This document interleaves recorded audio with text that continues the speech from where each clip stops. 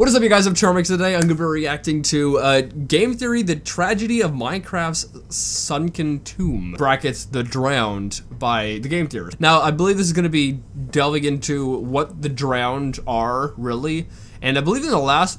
It's all making my throat. I believe in the last video that MatPat did on Minecraft, he mentioned briefly what they were, I think, but I totally forget what he said. But anyway, hopefully this will be a good theory. The original link's in the description. Also, yes, if you're wondering, this is the third video I'm uploading on the main channel today. I'm uploading one more than normal. Yeah, anyway, with that being said, let's begin. Man, that was a rough intro. I don't even think, okay, the original link's in the description as well. Go subscribe to the Game Theorist. I don't even think I said that. Waves are not measured in feet or inches.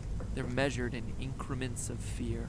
The ocean is an object of no small terror.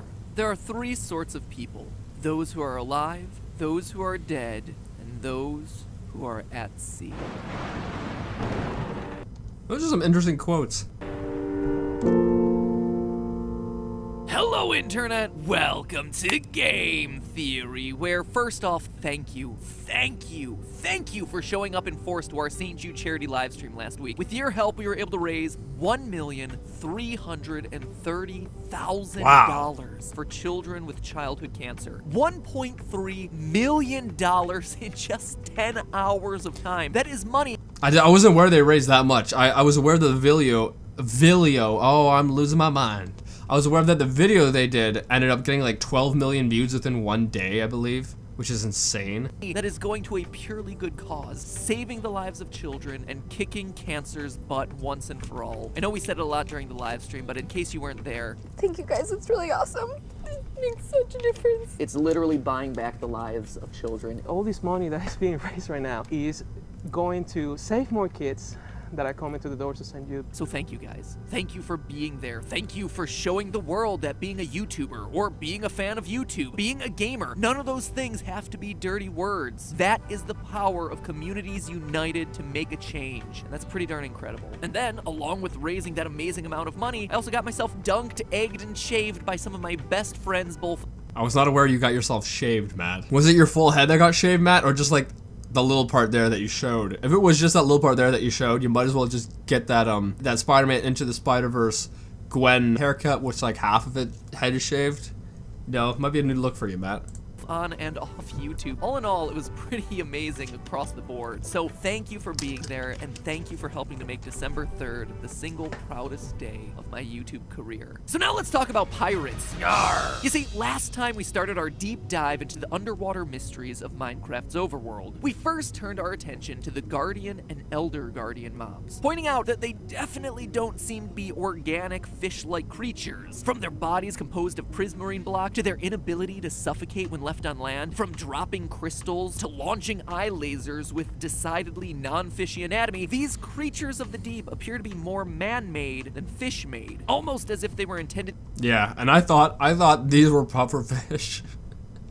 And then like, oh wait, but these are puffer fish. To be a security device for the ocean monuments that they call their home, which obviously then led us to start exploring the ocean monuments. Buildings that, at least in my estimation, appear to have religious significance. The ziggurat-style architecture, the 23 support columns, the mysterious cube of gold hidden in the middle of the building, all of it pointing towards some sort of memorial dedicated to honoring a higher power. But you'll notice that during that last episode, I left things on a bit of a cliffhanger, leaving one key question unanswered. Who made these things? If the Guardians and the Elder Guardians... Wait, so you think the Drowned are the people who made them? ...are some sort of machine or security device, well, someone must have created them. Same thing with the Ocean Monument. If these massive structures really were built as religious structures for god worship, well, who built them to worship those gods in the first place? The answer might at first seem pretty obvious, right? The Drowned, the underwater...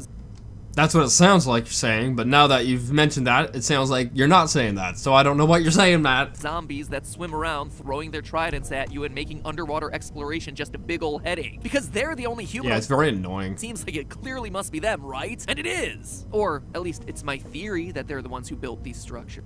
Wait, so you don't even know? I'm kind of confused now. But not for the reasons that you would expect. You see, there's a lot to show the history of the drowned, their connection to these monuments, and how they became the drowned in the first place. Spoiler alert, these guys aren't just zombies who fell into the water, even if that's one of the ways that they spawn nowadays. No, the drowned were, at least at one point in their history, land-faring people, who, like so many of the other mobs in Minecraft, underwent a horrific catastrophe. But to see why... Oh, are you thinking because the temples or whatever were originally built, you know, on the land? So you're thinking that these people were on the land with the temples and then they got drowned or something? What it was. Let's start at the end of our story and work backwards. To begin, how could we possibly know that it was the drowned who built the ocean monuments and the guardians that protect them? Two major reasons. First, the drowned are immune to guardian and elder guardian attacks. Oh, I didn't know that. Are indeed protecting a holy sanctuary. Yeah, they wouldn't attack the people who built them, right? That makes sense. Well, you'd assume they'd protect it from all different types of intruders, not just us as the player. And yet, the drowned mob gets a pass in the eyes, or should I say, the eye of the Guardian. This only makes sense if the drowned are somehow connected to the monument. Yeah, if they were the ones who built it. You know, if you build it to kill a robot, you aren't going to build it to kill you, right? You're going to build it to kill other things. That just makes sense. That makes sense. And or the initial construction of those guardians. It would be pretty darn stupid to install a security system and then not write in an exception for you and the people that you trust. This tells us then that the drowned are approved to come and go as they please, while outsiders, like us as the player character... How did you animate that, Matt? Like having them swim around and whatnot? I don't know, I like that. It's not like a normal Matt Pat video where it's just like images, right? Or pictures. You have like some animation added are in. actively discouraged from sneaking in and desecrating this ancient place of worship. Our second key piece of evidence is gold. Now, we already covered last episode the mysterious blocks of gold found hidden in the middle of the ocean monuments. This, in and of itself, is bizarre, since the entire rest of the structure is just varieties of prismarine block and sea lantern. But if you look at other ruins left behind under the ocean and the loot that is found inside of those ruins, you see it again. More gold. Gold in the form of nuggets, gold in the form of apples, gold in the form of helmets. So gold... What is that supposed to mean, though? Gold and underwater structures seem to be connected, and wouldn't you know it, gold also happens to be one of the 4 drop items of the drowned, with the other 3 being rotten flesh, tridents, and nautilus shell. I don't see where this is going so far with the gold. And this gold connection immediately differentiates the drowned from normal zombies. Normal zombies sink when they're put underwater, and they drop not gold, but iron. So even though drowned do spawn from zombies that are dropped in the water, that isn't where their origin story lies, at least from a lore. First off, I didn't even know that's how drowned spawned. I didn't know. I thought they just spawned on the water. I wasn't aware that they are from zombies who go in the water. Perspective. And that's the story that I'm most interested in today. So, between being given security clearance by the Guardians, as well as being the only underwater creatures carrying a key resource that's found inside those structures, as well as their chests, seems pretty darn clear like the drowned are builders. It also begins to tell us that the drowned, as well as all these underwater buildings, might not have always been underwater. Look closer at the ocean ruin. Yeah, I thought we got to that last episode where you mentioned that they weren't underwater to begin with, or that the big temple or whatever wasn't built underwater. But then again, that doesn't make any sense. Why, if it wasn't built underwater to begin with, why did they build like the defender fish? Because it would have to be underwater for the fish to swim around. I don't know, that doesn't make any sense. In loot lists, what do you see stand out? Wheat and rotten flesh. Food was being stored inside of these chests for the people who once lived here. The meat has been kept in the chest for so long that it's gotten rotten, and the wheat, well, it just doesn't really go bad in this game. But if the drowned truly did build these structures, which it seems like they did, why would underwater zombie creatures need food? Heck, why would any underwater society, living or dead, be growing and storing wheat in its chests? Which, in case you know nothing about farming, is definitely not an underwater crop. This thing ain't no cranberry. Let's put a pin in that, because now let's look at the ocean monuments. I made a joke last episode about the monuments tending to spawn with sponge rooms built into them. Huge rooms with bunches of wet sponges just hanging. Yeah, it doesn't make any sense why they're there. Weird. Insert joke about a loofah room. Let's talk about religion the rest of the episode. But what I glossed over for the sake of the time last episode, and what I want to point out now, is that those aren't just naturally occurring sponges. It's not like you wander around the ocean monument and just find sponges in the environment around you. you. No, these are dedicated rooms for housing the sponge as a unique resource. Now, for those of you who don't know the specific use of a sponge in Minecraft, I know the specific use is for like clearing rooms of water. it can suck up to 65 water blocks before becoming a wet and therefore useless sponge. It's most often used for drying out areas of the map, but again, why would an underwater civilization, an underwater ruin, need a storehouse of things used for sucking up water? The answer is, it doesn't. An underwater ruin doesn't need anything like that. But a ruin that's above the ground and starting to sink under the water absolutely does. So See, that doesn't make sense though, Matt. In the previous episode, you know, you were saying that the those robot fish or whatever, the guardians, were created to protect it. But if it wasn't like underwater, then the fish wouldn't have been needed to be built, because if like although the fish won't die on land, they don't also function on land, you know? So that doesn't make sense. In order for the fish to have been built, the whole thing would have had to have been underwater to begin with. So I'm a little bit confused there. So what am I trying to say? What happened here? What does some wheat and some sponges tell us about this civilization? Well, the evidence seems to suggest that we have ourselves a civilization that started on the surface, but that eventually got washed under the water. The question then becomes whether this was the result of a major natural disaster like a tsunami, or just slowly rising tides. To me, I'd say it was that latter option. The fact that sponges were being used in the ocean monument as a means of keeping it dry suggests that they were trying to prolong the drowning of everything as long as possible before it became too late. On a side note here, I know that there's a larger Minecraft theory out there that members of the fan base have had for years, where the whole Minecraft story is the end result of global warming, and while I'm not covering that particular theory today, you can definitely chalk the ocean monuments and the rising tides that swallowed the drowned civilization as pretty darn strong evidence supporting that hypothesis. But we're still not done, because the story of... Or it could be like a, was it Venice? Is it Venice sinking? Could be like a Venice situation where the land is just sinking slowly, and you know, eventually it'll just kaput, you know, it'll go underwater. If the drowned in their buildings doesn't just stop there. You see, the drowned didn't just dab a few sponges around and call it a day when they saw their world slowly being swallowed up by the powers of Neptune himself. If we look at the evidence, we learn every step of their story. A story that, like so many of the other mobs in this game, is a tragic one. One of desperately trying to survive in the face of certain death. And those hopes of survival ultimately being dashed like waves along the rocks. This, my friends, is the complete story of the drowned. The drowned began on land as a normal seafaring civilization. Are you just making the story up now, or are you just putting together things and then thinking this is the story? Or is there something that actually explains this as a story? I'm lost. Of fishermen and pirates. We know this because of their natural affinity with water, as well as the fact that they spawn equipped with both fishing rods and tridents, two common tools for ancient fishermen. And yes, although they've now been replaced with fishing spears, tridents were indeed an old school fishing tool used in ancient Greece as like a harpoon for nabbing some fish kebabs. That's why you always see Poseidon and Neptune depicted with a trident. The demonetized symbol. I always wondered what tridents were used for. I didn't realize they were for fishing. I guess maybe they were used, you know, instead of just a spear, the 3 prongs gives you more of an area or less chance of missing. Does that make sense? Yeah, maybe that's why they use it. Trident. Cue the more you know graphic. I say that this ancient civilization were pirates as well, because the drowned mob is hostile towards villagers and wandering traders. This seems to indicate that a large part of their old culture involved raiding villages for their various supplies, and just old habits die hard. The loot you find in ocean ruin chests also seems to support this. Whereas most other chests throughout the game, in places like the Nether Fortresses or the End, have very consistent materials telling a very clear story of where a society was at a certain point in time and what resources they had to get there, the ocean ruin chests are kind of filled with a mishmash of stuff. You got some coal, gold, emeralds, some stone items mixed in there for some reason, leather. It's almost as if they've been taking whatever supplies they can grab from lots of different places around the world and just shoving them in their chests. Plus, I gotta admit, the drowned are hostile towards baby turtles. And no one nice.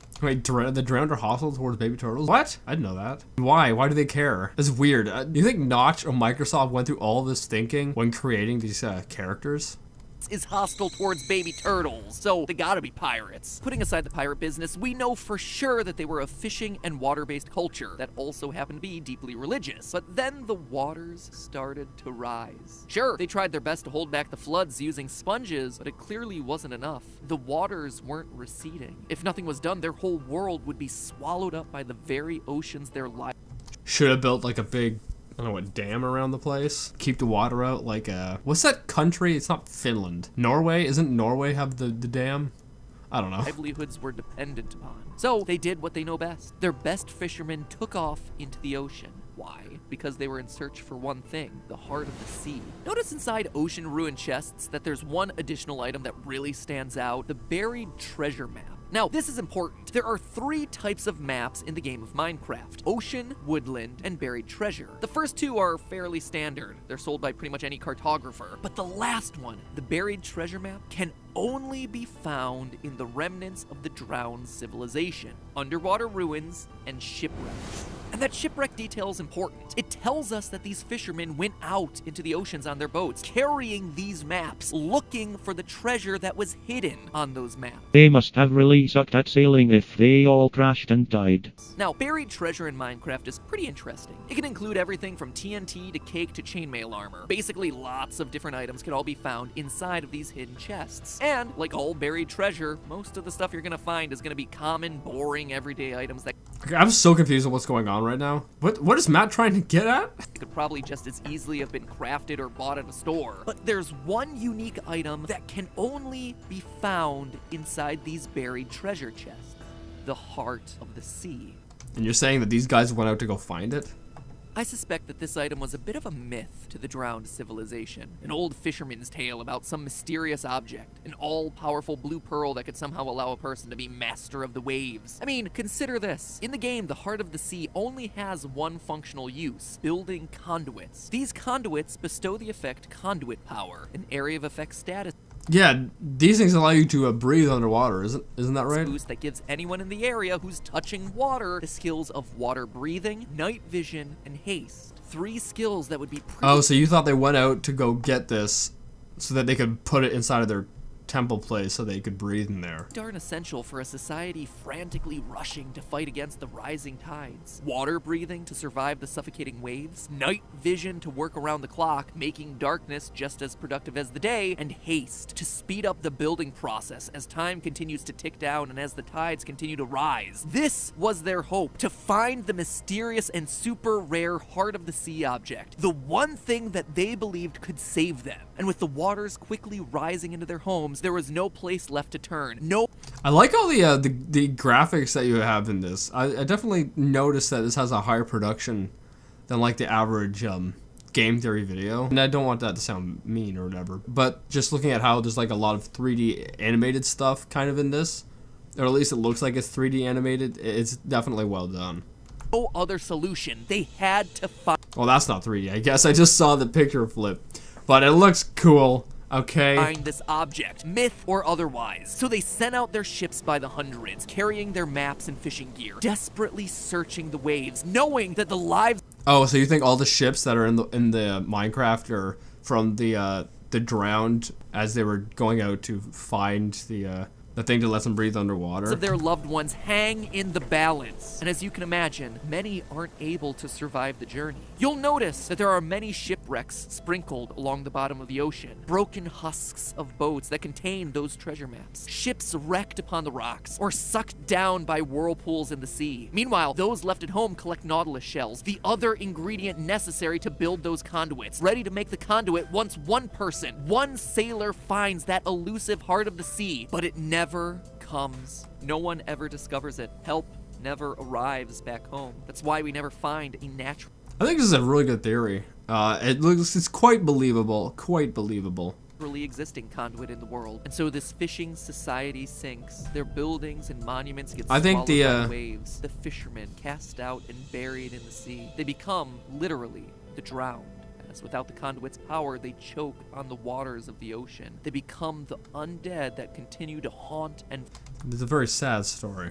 I'm gonna say something, but I'll wait. fish in bodies of water to this day. That's why they swim at our speed. They don't have the power of haste. That's why they still carry their nautilus shells, waiting and ready for when someone finally finds that one last item that could have saved them. It's also why, when you, as the player, are finally able to find that heart of the sea and construct a conduit, the name of the achievement is an odd one. Moskströmen, the name of one of the world's strongest tidal currents that's located in Norway. It's odd, right? But in English, it's translated as the Maelstrom. Isn't that like a type of canned fish that everyone thinks is gross? A body of water so violent, so turbulent, that it inspired countless fictional authors. It's the raging currents that swallowed up Captain Nemo and Jules Verne's 20,000 Leagues Under the Sea. It's mentioned by Captain Ahab and Herman Melville's Moby Dick, and it's here in Minecraft as an achievement for doing what the drowned could never do. Survive the maelstrom of the rising waters, the weight That's interesting. of society, and finally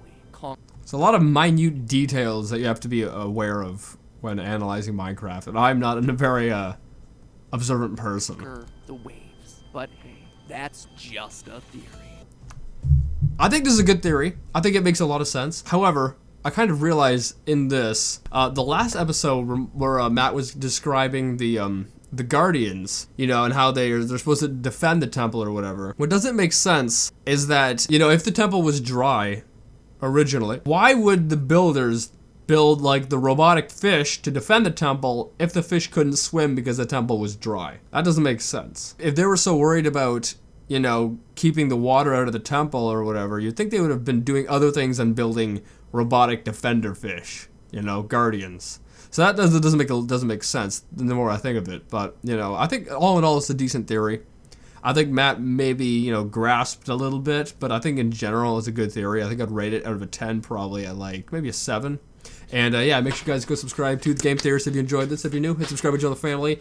And yeah, also total sign out. And yeah, with that being said, I'll see you guys next time. Boop.